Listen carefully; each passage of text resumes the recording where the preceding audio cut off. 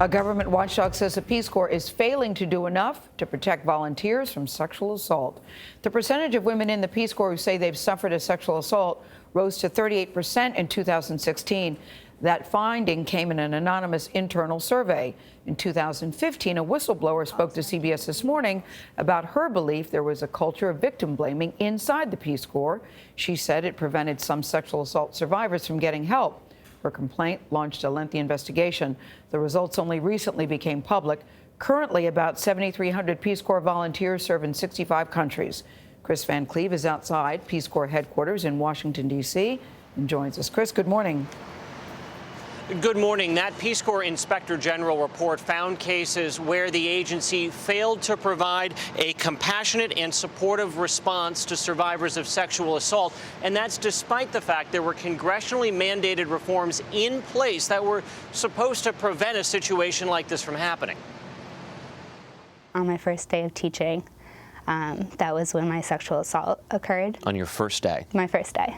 It was March 2016. Peace Corps volunteer Megan Reithmiller was teaching in Uganda. She says that night the school priest came to her door with a gift. He asked if we could say a prayer together. As I was finishing up the Our Father, that's when he started touching me. And I completely froze. I think I sat on that floor for probably just a half hour. Not knowing what to do, not knowing what to say. In a letter this month, the Office of Special Counsel, or OSC, advised President Donald Trump the Peace Corps is not doing enough to protect its volunteers from sexual assault and called for specific reforms. I feel like Peace Corps failed me every step of the way. Volunteer Danae Smith was attacked while working in a remote Dominican Republic village. She reported it to the Peace Corps in 2015. They told me that as a volunteer, it was my job to have been more proactive to prevent it from happening. Within a week, the Peace Corps sent her home.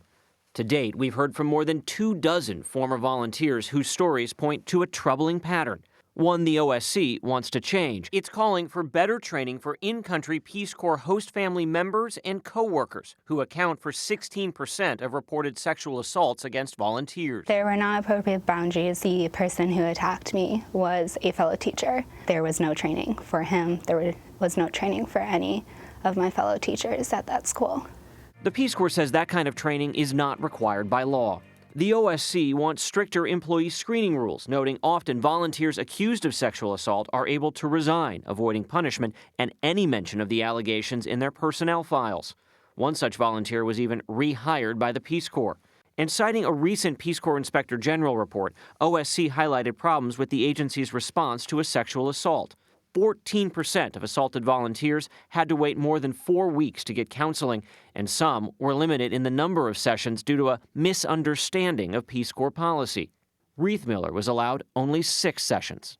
I was spiraling downwards, and I knew it, and I asked for more counseling. I called the doctor, and she said, we need to have a serious talk about whether you're fit to be a volunteer or not.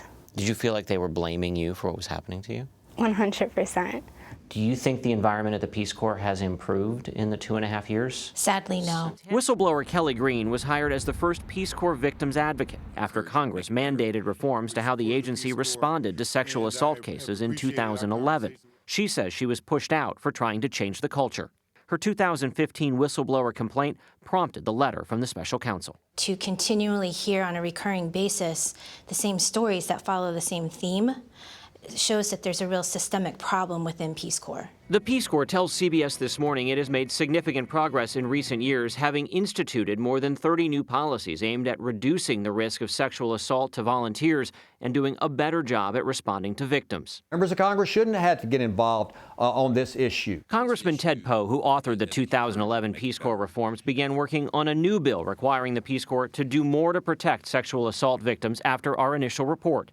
That bill is now before Congress. The Peace Corps should have been doing the right thing all along and coming down on the side of our Peace Corps volunteers, our angels abroad. Megan Reithmiller says she's made progress since her assault and would even consider going back to the Peace Corps. Even though you left feeling like they were blaming you as a victim of sexual assault, you would go back and do it again?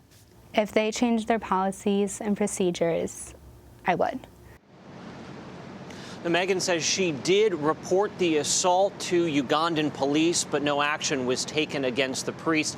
Part of Congressman Poe's legislation aims to hold foreign nationals more responsible for crimes against Peace Corps volunteers committed abroad. It does have bipartisan support, and the congressman says he is optimistic it can become law this year. The Peace Corps says it is in the process of responding to the OSC letter. Norah? Great reporting there, Kris. Thank you so much.